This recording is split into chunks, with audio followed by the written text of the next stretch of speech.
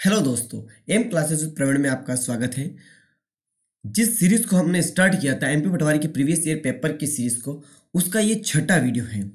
इससे पहले 5 video upload कर दिए गए हैं और उसमें 9 दिसंबर, यहाँ पर आप 9 दिसंबर, 10 दिसंबर और 11 दिसंबर के इधर दोनों ही शिफ्ट है, इधर भी दोनों ही शिफ्ट, और फर्स्ट शिफ्ट का 11 दिसंबर का हो चुका है और आज हम शिफ्ट सेकंड का 11 दिसंबर 2017 का पेपर करने वाले हैं। अगर आप इस पेपर को लगातार फॉलो कर रहे हैं तो बहुत अच्छा है, क्योंकि किस तरह के क्वेश्चन आ सकते हैं मैं थोड़ा सा आपको स्लाइड में बता सकता हूँ कि टफ क्वेश्चन भी आ सकते हैं, जैसे कि मैं आपको बताऊंगा कि इस तरीके का क्वेश्चन भी आता है। तो ऐसे क्वेश्चन करने के लिए आपको रेगुलर बना रहना पड़ेगा, साथ ही अच्छे अच्छे क्वेश्चन आते हैं, इसलिए आपको लगातार बने रहना पड़ेगा। तो हम फर्स्ट स्लाइड से स्टार्ट करेंगे। अगर आपने अभी तक सारे वीडियो नहीं देखे तो सबसे पहले तो ये वीडियोस के थंबनेल है, ये शिफ्ट फर्स्ट का 11 दिसंबर का, और ये थंबनेल सारे उनके थंबनेल्स हैं, इनसे आप देख सकते हैं। सबसे पहले सिंप्लीफिकेशन को सॉल्व करते हैं। कुछ नहीं है, पावर का खेल है। 5 की पावर 0 मतलब 1 होता है, इसको कुछ देखने की जरूरत नहीं, लेकिन 5 की पावर देखना है। ये है -7 है ना, और इनटू में 5 की और 15, तो मैं +15 कर सकता हूँ। जब भी इनटू में होता है तो प्लस करता हूँ। इधर भी -6 हो जाएगा, प्लस माइनस -6 हो जाएगा इधर, और इधर भी -5 हो जाएगा। तो ये मेरे पास नंबर आ जाएगा। तो ये 7 और 6 13, 13 5 18, 18 माइनस हो जाएगा 15, तो कितना हो जाएगा? 5 की पावर हो जाएगा -3, और जब 5 की पावर -3 मतलब 5 की पावर 3 प्लस में, ये हो जाता है 1/125। ये अपनी वैल्यू आ जाती है। और 1/125, 1 को 125 से डिवाइड करते हैं तो अपने पास आता है 0.008, है ना। तो ये अपना सिंपल सा क्वेश्चन था। इसके बाद नेक्स्ट क्वेश्चन एक सीधा सा सिंपल सा क्वेश्चन ये भी है कि इसमें कुछ नहीं करना, प्लस माइनस करना। 7√5 -7 माइनस माइनस, यहाँ पर ये माइनस माइनस क्या हो जाएगा? प्लस, प्लस √5 और प्लस 3√5। ये हो जाएगा 7 से, तो 7 चला जाएगा, √5 प्लस √5 2√5, 2√5 प्लस 3, तो ये हो जाएगा 3√5 तो 5√5। ये मेरा आंसर हो जाएगा। सिंपल सा क्वेश्चन था। नेक्स्ट क्वेश्चन पे चलते हैं। देखो, ये एक बहुत अच्छा क्वेश्चन है कि एक वर्ग की भुजा को अगर दोगुना कर दी जाए। वर्ग क्या होता है? जिसकी चारों साइड्स बराबर होती है, स्क्वायर, है ना। अगर इसका एरिया होता है a², लेकिन इसको भुजा को अगर मैं दोगुना कर दूं तो 2a का होल स्क्वायर, ये हो जाएगा 4a²। तो यहाँ पर ये एरिया में फर्क कितना आया? ये 4 गुना हो गया पहले से, तो 4 टाइम्स मेरा आंसर हो जाएगा। सिंपल सिंपल क्वेश्चन है, इसलिए मैं जल्दी जल्दी करवा रहा हूँ उनको। नेक्स्ट, इस क्वेश्चन को करने से पहले इस क्वेश्चन को आप करेंगे तो ये है 3x + 5 = 4। तो मैं इस 4 को इधर लाऊंगा तो ये हो जाएगा 2x - 3x प्लस में 1, 5 - 4, है ना। इधर से ये माइनस का 4 हो जाएगा तो 1 हो जाएगा। अब इसको सॉल्व करने के लिए माइनस माइनस दोनों ही वैल्यू प्लस में आएगी, और आएगी अपने पास, इसको अपने इसके टुकड़े करने, किसके? 2 × 2, और अब प्लस करने पर आ जाए 3, तो 2 × 2 होता है 2 + 2 और +1, इसके डिवाइड में ये 2 होगा, ये डिवाइड में 2, तो मेरे पास एक वैल्यू आएगी 1 और एक वैल्यू आएगी 1/2। और यहाँ पर आप देखेंगे तो दोनों ही ऑप्शन में, तो यहाँ पर एक ऑप्शन और आपको बनाना पड़ेगा A एंड C, ये मेरा राइट आंसर होगा। या फिर आपके पास ऑप्शन में आएगा नन ऑफ दिस, लेकिन इसमें ऑप्शन नहीं था, दोनों ही आंसर आ रहे हैं, तो आपको लगाना पड़ेगा। इसमें ऑप्शन देने में थोड़ी सी मिस्टेक हुई है मुझसे, ठीक है। नेक्स्ट क्वेश्चन करते हैं। नेक्स्ट क्वेश्चन क्या कहता है कि 5 का स्क्वायर मतलब 25, और इंटू 4 का स्क्वायर, इनका मल्टीप्लाई 400। ये सिंपल क्वेश्चन था, होमवर्क में देने, इसको भी होमवर्क में देने वाला था, लेकिन मैं एक बार और रिपीट करवा देता हूँ कि किस तरीके से इसको सॉल्व करना है। आपको पहले से ही कुछ मान लेना है। मैंने 40 इसका एवरेज मान लिया।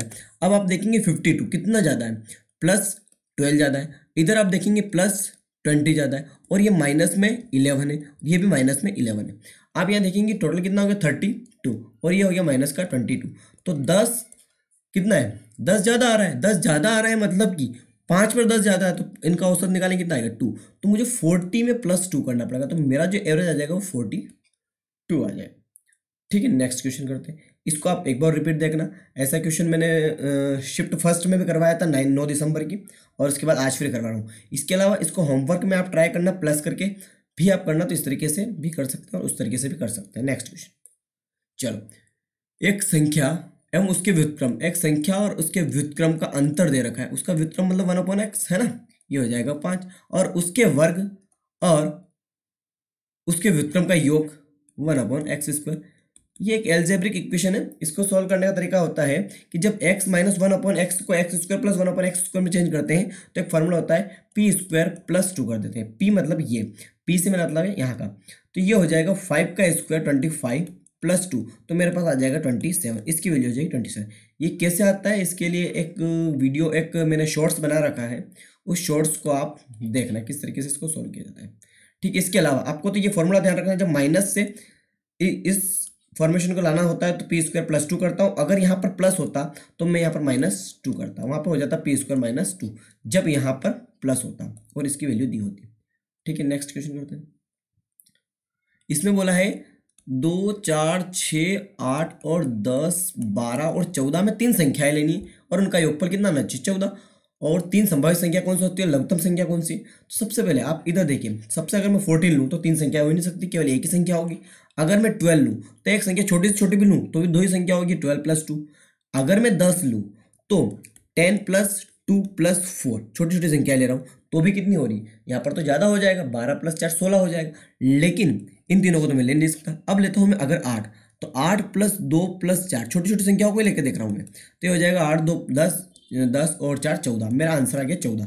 तो मैं ये जो नंबर है ये कितना हो सकता है 8। इसमें पूछा कि चयनित 3 संख्याओं में संभावित लघुत्तम संख्या, संभावित लघुत्तम संख्या कौन सी हो जाएगी, यहाँ पर मेरा जो आंसर हो जाएगा वो 8, कि 8 से कम छोटा नहीं ले सकता आप। 8 से अगर 6 लेंगे अगर आप, तो 6 कितना हो जाएगा, 6 प्लस 2 प्लस 4 होगा, यहाँ से वैल्यू नहीं आएगी। तो छोटी से छोटी संख्या, अगर क्वेश्चन को ध्यान से पढ़ना पड़ता है बस इसके लिए कि आप क्या नंबर लेंगे तो कौन कौन सी 3 संख्याएं आएगी। इसमें संभावित छोटी से छोटी संख्या क्या है 2, तो मेरा आंसर 2 भी हो सकता है। बस इसमें पूछा क्या है वो देखना है। इसमें पूछा है कि 3 संख्याओं में संभावित लघुत्तम संख्या, 3 संख्याएं जो मैंने ली है इसमें लघुत्तम संख्या कौन सी होगी 2, तो ये 2 मेरा आंसर है। लेकिन अगर बड़ी से बड़ी पूछते तो अपन लेते 8। ठीक है, इस तरीके से सॉल्व होता है। नेक्स्ट क्वेश्चन ये है, इसमें करना है द रिमाइंडर। रिमाइंडर फाइंड करने के लिए मैंने आपको बताया है कि जिससे डिवाइड करना है, यहाँ पर x माइनस 2 से डिवाइड करना है, तो x माइनस 2 को अपने पहले 0 रख लेते हैं, यहाँ से x की वैल्यू आएगी 2। इस x की वैल्यू को मुझे इस पूरे फॉर्मेशन में रख लेना है, इस पूरी इक्वेशन में रख लेना है। और इक्वेशन है 5x की पावर 5 माइनस 15x की पावर 4 और प्लस 10x की power 3 plus 2x square minus 6x plus 9। यहाँ पर मैं रखता हूँ 2, तो 2 की पावर 5 हो जाता है 32, है ना। 2 की पावर 5 क्या हो जाएगा 32, 32 इंटू 5 160 माइनस 2 की पावर यहाँ 4 हो जाएगा, तो ये हो जाएगा 16, 16 इंटू 15 होता है 240।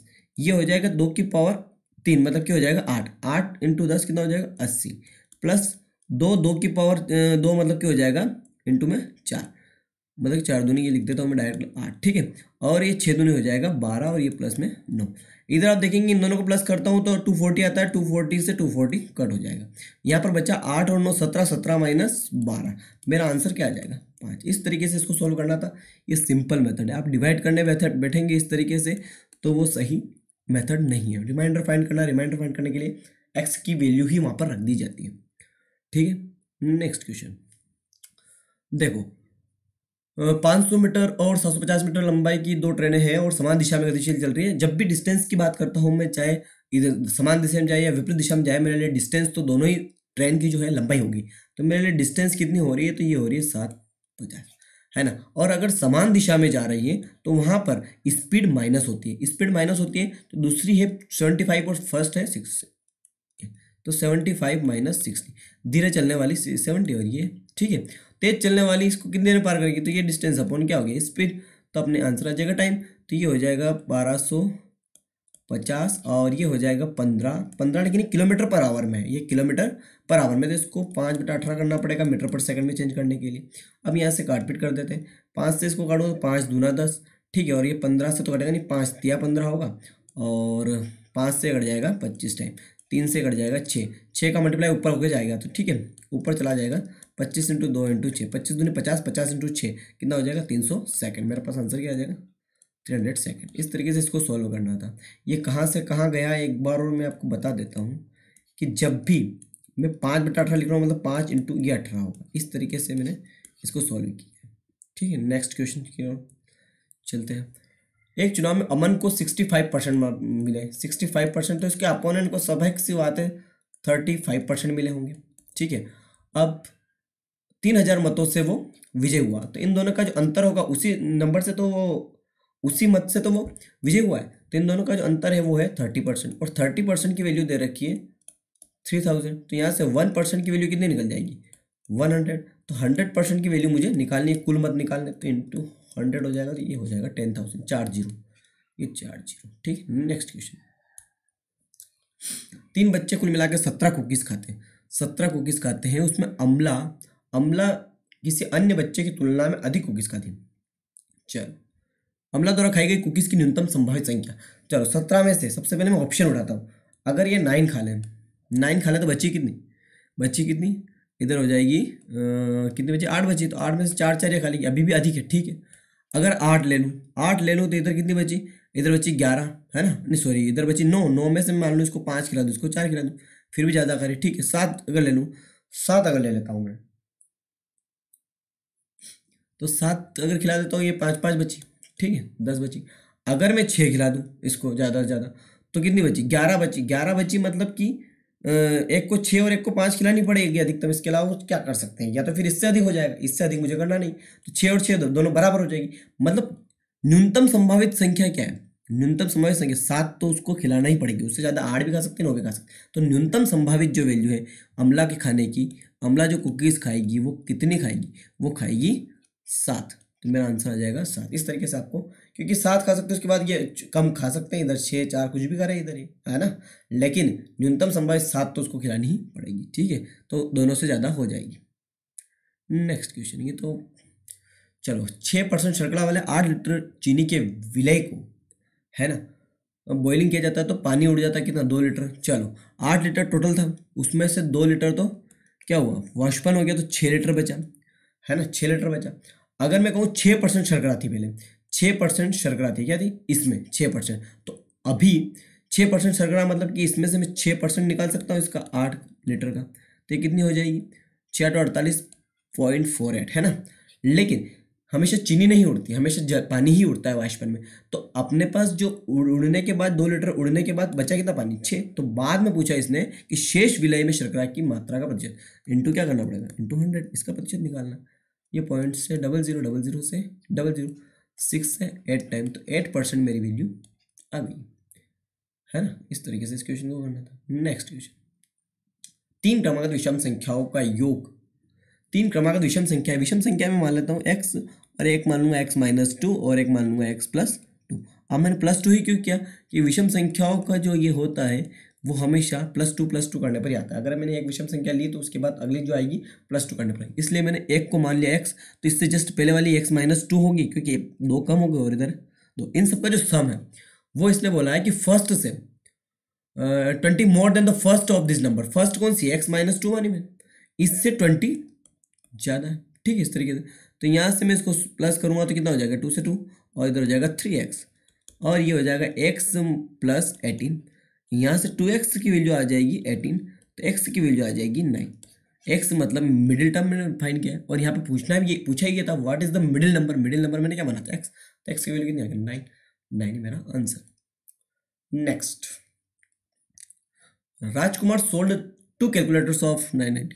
चलो ठीक है, 2 कैलकुलेटर बेच रहा है, उसमें से एक कैलकुलेटर को उसने बेचा है किस पे, 10% लाभ पर। ठीक है, +10%। ठीक है, और दूसरे को बेचा है 10% हानि पर। देखो क्रमागत हो रहा है कुछ भी, है ना, या फिर इसके लिए तो एक मैंने फॉर्मूला बताया था, a+b+ab/100। जब भी इस प्रकार का हो, जब भी प्लस माइनस दोनों और परसेंटेज में ही वैल्यू निकालनी हो, तब मुझे इस नंबर की कोई ज़रूरत नहीं है, 990 की कोई ज़रूरत नहीं, मुझे 990 से कोई मतलब नहीं है, क्योंकि परसेंटेज में ही वैल्यू निकालनी है। तो इसके लिए क्या करना है, एक बार +10 है और एक बार -10 है, तो मैं यहाँ पर वैल्यू रख देता हूँ +10 -10 +10 -10 का मल्टीप्लाई क्या होगा 100 -100/100।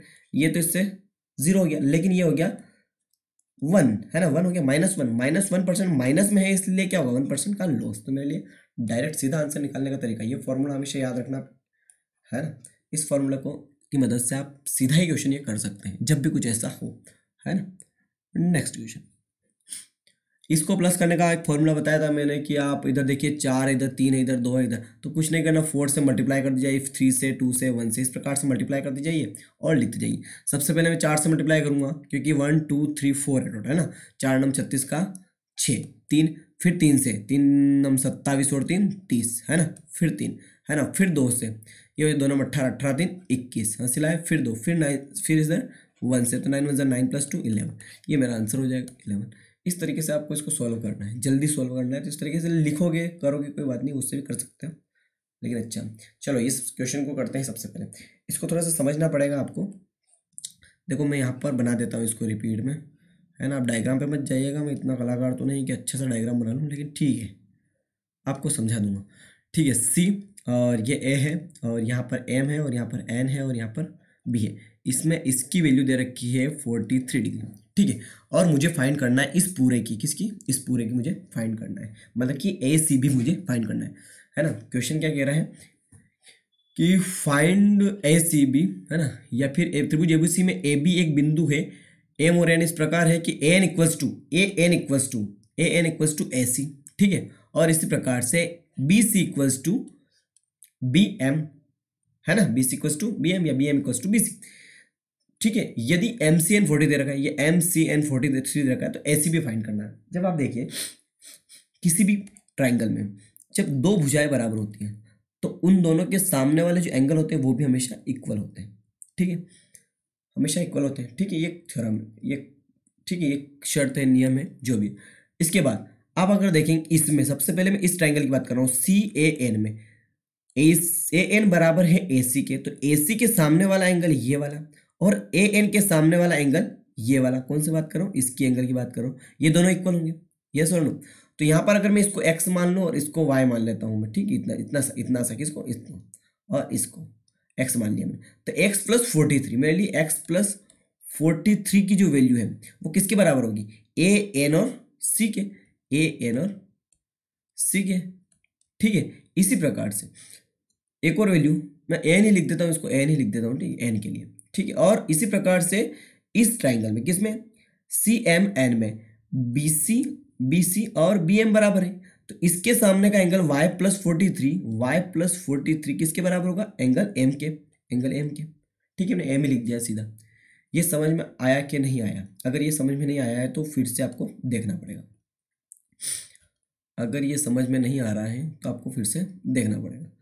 ठीक है, मैंने जो समझाने की कोशिश की है, मेरा कहने का मतलब है कि आमने सामने की भुजाएं बराबर, ए एन बराबर है ए सी के, इसलिए इन दोनों एंगल को मैं बराबर कर सकता हूँ। इस प्रकार से बी सी के बराबर बी है मैं, इसलिए इन दोनों एंगल को बराबर कर सकता हूँ। ये वाई है और ये एक्स है। ठीक है, लेकिन इसमें ये 43 मुझे दे रखा है, कौन सा, सी एम एन सी में, तो मैं यहाँ से एम और एन निकाल सकता हूँ। एम और एन कितना हो जाएगा मेरा, एम + एन कितना हो जाएगा, 180 - 43, क्योंकि एंगल सम ऑफ प्रॉपर्टी क्या होती है, तीनों का सम 180 होना चाहिए, तो यहाँ से हो जाएगा 137। ठीक है, लेकिन मैं अगर इन दोनों को ऐड कर दूं, m + n, यहाँ से m + n निकालना चाहूँ, m + n की वैल्यू यहाँ से निकालना चाहूँ, तो कितना हो जाएगा, x + y और प्लस में 43 + 43 कितना हो जाएगा, ये हो जाएगा 6 और 86, कितना हो जाएगा 86, और इसकी इक्वल टू 137 के, तो 137 = हो जाएगा x + y + 86। तो x + y की वैल्यू मेरे पास यहाँ से निकल जाएगी 137 - 86। यहाँ से जो वैल्यू आएगी वो आएगी कितनी आ रही, 137 कितनी आ रही, जो भी आ रही है, ये हो जाएगा 6 और 1 और 8 और 5 13 51। मेरे पास इस x + y की वैल्यू कितनी आ गई, 51, और c की इतनी सी वैल्यू मुझे मालूम थी 43, और इस पूरे की आ गई इससे 494 डिग्री। ठीक है, आई होप कि आपको समझ में आया होगा। अगर समझ में आया तो लाइक और शेयर जरूर करना। ठीक है, अगर नहीं समझ में आया तो फिर से एक बार देखना, है ना। स्टार्ट करते हैं, नेक्स्ट क्वेश्चन के साथ चलते हैं। चलो, 4 अंकों की सबसे बड़ी संख्या एवं 3 अंकों की सबसे छोटी संख्या के बीच अंतर। ये तो सिंपल क्वेश्चन है, आपको करना ही हो, आपके लिए होमवर्क है। इसका आंसर जरूर कमेंट में डाल देना। ठीक है, नेक्स्ट, ये भी आपके लिए होमवर्क है, कुछ नहीं करना है, स्क्वायर करना है और नीचे डालना है। ठीक है, ये अच्छा क्वेश्चन है। इसमें सीपी दे रखा है, क्रय मूल्य दे रखा है 500, और सेलिंग प्राइस दे रखा है कितना, 600, परसेंटेज लाभ 100 का लाभ किस पे, 500 पर। तो मेरे पास वैल्यू आ जाएगी 00 से 00, 5 दूनी +20%। इस तरीके से इसको सॉल्व करना था। नेक्स्ट क्वेश्चन, ओ नेक्स्ट क्वेश्चन खत्म। चलो ओके, तो कैसा लगा आपको ये वीडियो, इसको आप लाइक शेयर और कमेंट जरूर करना कि कैसा लगा आपको ये वीडियो। अगर अच्छा लगा तो इस सीरीज़ को फॉलो करना है। प्लेलिस्ट में आपके सामने पूरी प्लेलिस्ट बनी हुई है, उसमें सभी वीडियो पड़े हुए हैं, तो आप उनको ज़रूर देखना। ठीक है। और ये सारे उनके स्क्रीनशॉट्स मतलब कि उनके थंबनेल्स हैं, इनको ज़रूर देखना। Thank you for watching this video. फिर मिलते हैं नेक्स्ट क्लास में, उसके लिए बने रहिएगा मेरे साथ। Thank you.